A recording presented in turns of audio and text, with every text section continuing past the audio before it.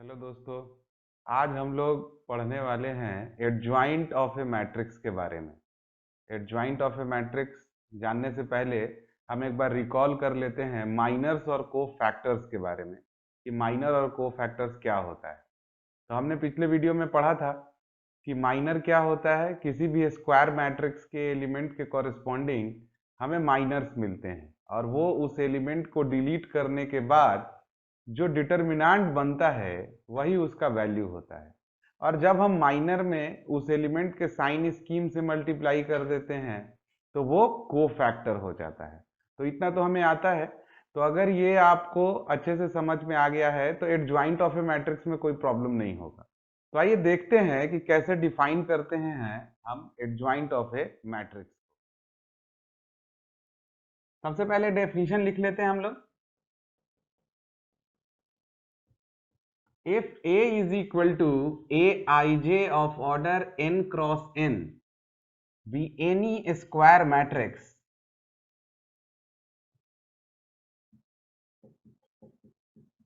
and capital Aij is the cofactor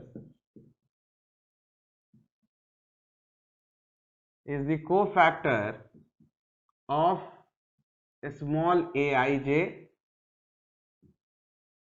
then the transpose of a matrix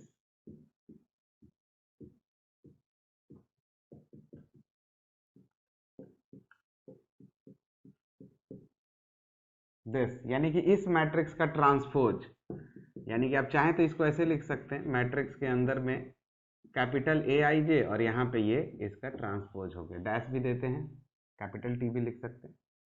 तो then the transpose of a matrix this, यानी कि that is this, is called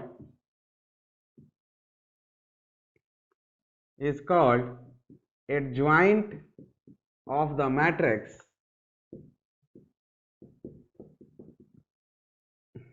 capital A, and it is denoted by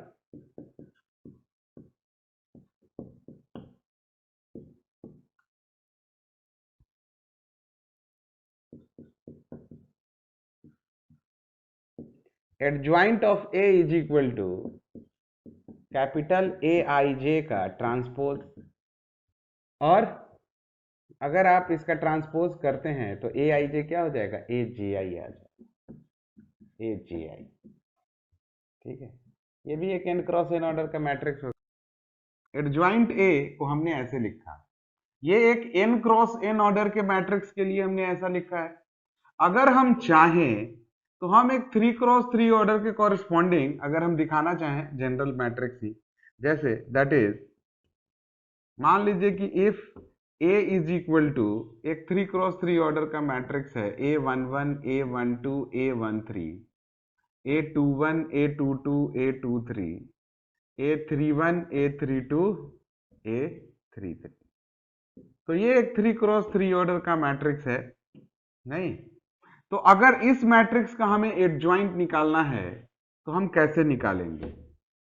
तो adjoint of ए अगर आप लिखते हैं तो सबसे पहले क्या करना है कि जितने भी एलिमेंट्स हैं उनके कॉरेस्पॉन्डिंग कोफैक्टर को इस मैट्रिक्स में लिख दीजिए, यानी कि A11 A12 A13 A21 A22 A23 और फिर A31 A32 A33 और फिर उसके बाद इसका ट्रांसपोज कर दीजिए। तो फिर जो मैट्रिक्स आएगा उसको हम एडजॉइंट कहेंगे, किसका, मैट्रिक्स ए का। तो therefore adjoint of matrix A क्या हो गया, तो जैसे ही आप ट्रांसपोज करेंगे तो first row become first column, याद तो होगा ही आपको। फिर A21 A22 A23 A31 A32 A33। तो अभी तो हम दो एग्जाम्पल लेंगे, एक 2 क्रॉस 2 ऑर्डर का और एक 3 क्रॉस 3 ऑर्डर का। तो सबसे पहले हम एग्जाम्पल लेते हैं 2 क्रॉस 2 ऑर्डर के एक मैट्रिक्स का, कि मान लीजिए कि आपके पास एक मैट्रिक्स है 1 0 2 -1, ऐसा एक 2 क्रॉस 2 ऑर्डर का मैट्रिक्स है। तो यहाँ पे 4 एलिमेंट है, इन चारों एलिमेंट का को फैक्टर अगर हम निकालना चाहें तो ये 1 एलिमेंट है, तो इसका को फैक्टर क्या हो जाएगा, कैपिटल A11।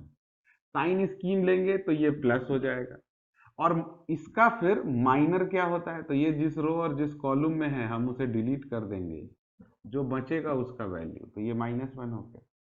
तो कुल मिला के A11 क्या हो गया, -1।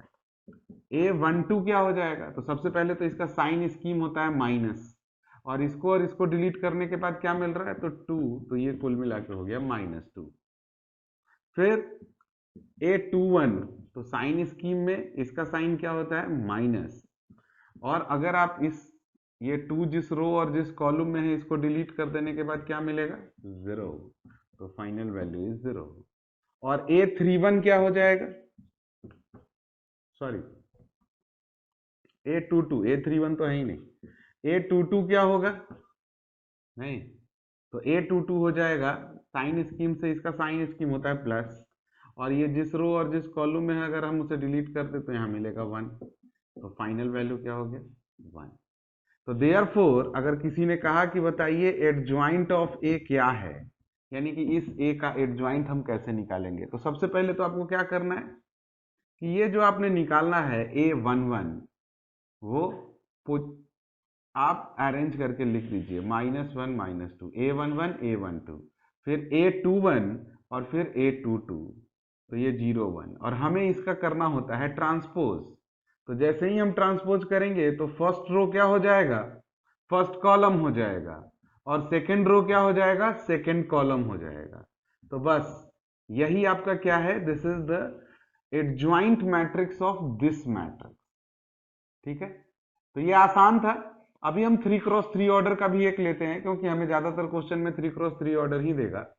तो एक एग्जांपल कंसीडर करते हैं 3x3 ऑर्डर के मैट्रिक्स का, और उसका एडजॉइंट निकालते हैं। एग्जांपल नंबर 2 में हम एक 3x3 ऑर्डर का मैट्रिक्स लेते हैं। सपोज करिए कि हमने बी ले लिया, तो 1 2 -1, 0 2 3 एंड 1 2 3। सपोज करिए ये मैट्रिक्स है, और हमें क्या फाइंड आउट करना है, फाइंड एडजॉइंट ऑफ बी। तो एक तो सबसे अच्छी बात यह है कि आपको कोफैक्टर का रिकॉल हो जाएगा कि कोफैक्टर कैसे निकालते थे, जो हमने सीखा था थोड़े दिन पहले। तो एडजॉइंट ऑफ बी अगर निकालने के लिए तो हमें सबसे पहले क्या निकालना पड़ेगा, कैपिटल B11, यानी कि कोफैक्टर ऑफ स्मॉल b11। ये 3x3 ऑर्डर का है। तो सीधी सी बात है, आप साइन स्कीम जानते ही है, प्लस माइनस प्लस, तो यहाँ पे तो प्लस हो जाएगा, और ये जिस रो और जिस कॉलम में है अगर आप उसे डिलीट करेंगे तो यहाँ पर हो जाएगा 2 3 और 2 3। अगर आप इसका वैल्यू निकालेंगे तो 3 2 6 -6 इज 0। फिर अगर आप B12 निकालेंगे तो यहाँ पे साइन स्कीम माइनस होगा, ठीक है, और ये किसका कोफैक्टर निकाल रहे हैं हम, इसका। तो ये जिस रो और जिस कॉलम में है अगर आप इसे डिलीट कर देंगे तो 0 1 3 3 ऐसा मिलेगा। तो एक तो दिस इंटू दिस इज 0 -3, तो माइनस माइनस +3 ध्यान से निकालना है। फिर B13 निकालिए,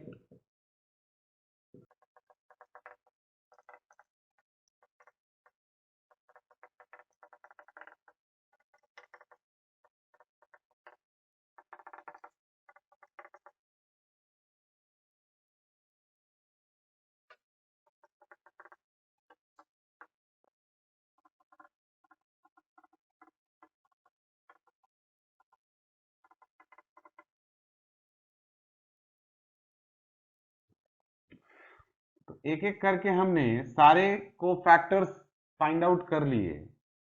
तो अगर हम चाहते हैं कि एडजॉइंट ऑफ बी निकालें, तो अभी जो हमने रूल पढ़ा था उस हिसाब से हमें क्या करना पड़ेगा, लिखना पड़ेगा B11 B12 B13 B21 B22 B23 B31 B32 B33, और इसको लिखने के बाद इसका ट्रांसपोज करना है, ये आप कभी नहीं भूलेंगे, ठीक है, नहीं तो सारा मेहनत पे पानी फिर जाएगा। आपको लास्ट में पहले लिख लीजिए फिर उसका ट्रांसपोज करिए। तो B11 हमने क्या निकाला 0 3 -2 -8 4 0 8 -3 2 और यहां पर ये क्या हो जाएगा, इसका ट्रांसपोज करने के बाद रो कॉलम में और कॉलम रो में बदल जाएगा। तो देयरफॉर एडजॉइंट ऑफ बी क्या हो गया 0 3 -2 -8 4 0 8 -3 2। तो यही हमारा आंसर होगा। बाकी आपको क्या करना है कि जो भी एक्सरसाइज में हमारे क्वेश्चन है आपको उनमें से सारे क्वेश्चन को सॉल्व करना है विथ एग्जांपल्स को भी सॉल्व करना है। अभी एक बहुत ही इंपॉर्टेंट थ्योरम है एडजॉइंट से रिलेटेड, ये थ्योरम हम जानेंगे तो हमें इनवर्स ऑफ ए मैट्रिक्स निकालने में बड़ी आसानी होगी कि आखिर हम इनवर्स ऑफ ए मैट्रिक्स जो एलिमेंट्री ट्रांसफॉर्मेशन लगा के निकालते थे, एलिमेंट्री रो ट्रांसफॉर्मेशन या फिर एलिमेंट्री कॉलम ट्रांसफॉर्मेशन, तो वो बहुत लंबा होता था। अभी हम एक फॉर्मूला डिराइव करेंगे, उसके लिए ये थ्योरम बहुत ही इंपॉर्टेंट है। तो आइए सबसे पहले हम इस थ्योरम को देखते हैं। अभी जो हम थ्योरम देखने वाले हैं ये बहुत इंपॉर्टेंट थ्योरम है, मैंने पहले ही बताया।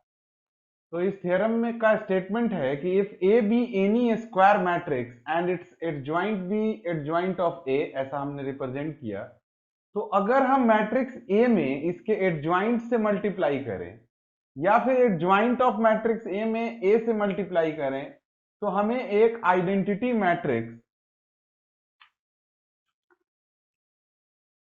तो हमें एक रिजल्ट मिलेगा determinant of A into identity matrix. ठीक है, तो हम अभी इसे प्रूफ करेंगे 3x3 ऑर्डर के लिए। ये तो किसी भी एनी स्क्वायर मैट्रिक्स की बात हो रही है, तो हम, क्योंकि ये आसान है, हमने इससे रिलेटेड थ्योरी ऑलरेडी पढ़ लिया था जब हम माइनर्स और कोफैक्टर पढ़ रहे थे। तब ए में अगर हम एडजॉइंट ए से मल्टीप्लाई करें तो एडजॉइंट ए में ये ए से करें, यानी कि कम्यूटेटिव है, जो कि matrix multiplication in general commutative नहीं होता है। पर यहाँ पे क्या है कि अगर ए इंटू एडजॉइंट ए और एडजॉइंट ए इंटू ए करने पर determinant of A into identity matrix मिलता है। ठीक है, तो इसके लिए हमें क्या जरूरत है कि हमने एक प्रॉपर्टी पढ़ाया था आपको कि अगर किसी भी रो के एलिमेंट्स को अगर उसके कोफैक्टर के साथ, कॉरेस्पॉन्डिंग कोफैक्टर के साथ मल्टीप्लाई करें और फिर ऐड कर दें तो हमें डिटरमिनेंट मिलता है। और वही अगर हम किसी भी रो के एलिमेंट को या फिर कॉलम के एलिमेंट को किसी दूसरे रो के कोफैक्टर से कॉरेस्पॉन्डिंगली गुना करें और उसे ऐड करें तो फिर वो क्या मिलता है, हमें 0 मिलता है। तो हम यहां पे क्या करते हैं कि एक 3x3 ऑर्डर का एक मैट्रिक्स लेते हैं और उसी पे इस थ्योरम को प्रूव करते हैं ताकि आपको समझ में आए। Let us consider a matrix A is equal to A11, A12, A13, A21, A22, A23, A31, A32, A33। तो ये एक 3x3 ऑर्डर का मैट्रिक्स है। अगर किसी ने कहा कि भैया आप इसका adjoint of the matrix A लिखो, तो आपको क्या करना है कि जो फर्स्ट रो के एलिमेंट हैं उनके कोफैक्टर्स को लिखना है, फिर ट्रांसपोज करना है। तो अब हम एक ही बार में लिख देते हैं। ये हो जाएगा कैपिटल A11, ये हो जाएगा A12, A13, A21, A22, A23, A31, A32, A33, यही होगा। ठीक है, तो अब हमें क्या करना है, A इंटू एडजॉइंट ए करना है, यानी कि हमें A में एडजॉइंट ए से मल्टीप्लाई करना है। तो अब करिए, फर्स्ट रो फर्स्ट कॉलम। तो यहां पर हम एक ही लेते हैं, तो हम इस गुना को यहां पे लिख देते हैं। तो अगर आपने फर्स्ट रो और फर्स्ट कॉलम का मल्टीप्लाई किया तो क्या हो जाएगा, A11 into A11 plus A12 into A12 plus A13 into A13। ठीक है, फिर उसके बाद क्या हो जाएगा, फर्स्ट रो सेकेंड कॉलम, तो यहां पर क्या हो जाएगा A11 into A21, A12 into A22 plus A13 into A23। ठीक उसी तरह से आप जब सारे मल्टीप्लाई कर लेंगे फर्स्ट रो और थर्ड कॉलम का, तो A11 into A31 plus A12 into A32 plus A13 into A33। आप मल्टीप्लाई करके देखिए, तो यही आपका, ऐसे ही आप सारा मल्टीप्लाई करके लिख लीजिए।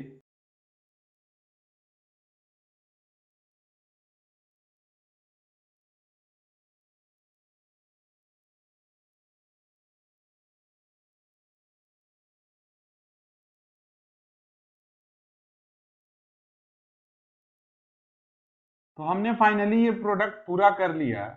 तो यहाँ पे आप देखिए, यहाँ पे जो एलिमेंट है फर्स्ट रो के एलिमेंट उसी के कॉरेस्पॉन्डिंग को फैक्टर से मल्टीप्लाई हुए हैं, पर यहाँ पे फर्स्ट रो के एलिमेंट सेकेंड रो के को फैक्टर से मल्टीप्लाई हुए, और यहाँ पे फर्स्ट रो के एलिमेंट थर्ड रो के को फैक्टर से मल्टीप्लाई हुए। तो इसका वैल्यू तो डिटर्मिनेंट 1 हो जाएगा, पर इसका वैल्यू 0 होगा और इसका वैल्यू भी 0 हो जाएगा। ठीक उसी तरह से यहाँ पे सेकेंड रो फर्स्ट रो के कोफैक्टर से मल्टीप्लाई हो रहा है, पर यहाँ पे second row A21 A21 A22 A22 A23 A23, तो यहाँ पर इसका वैल्यू क्या हो जाएगा, डिटर्मिनेंट ऑफ ए, फिर ये 0 हो जाएगा। ठीक सिमिलरली उसी तरह से ये 0 होगा, ये 0 होगा, और ये डिटर्मिनेंट ऑफ ए हो जाएगा।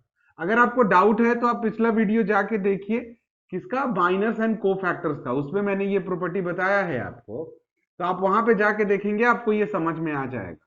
तो ये क्या हो गया आपका डिटर्मिनेंट ऑफ ए, ये हो गया 0 0 0 determinant of A 0 0 0 determinant of A.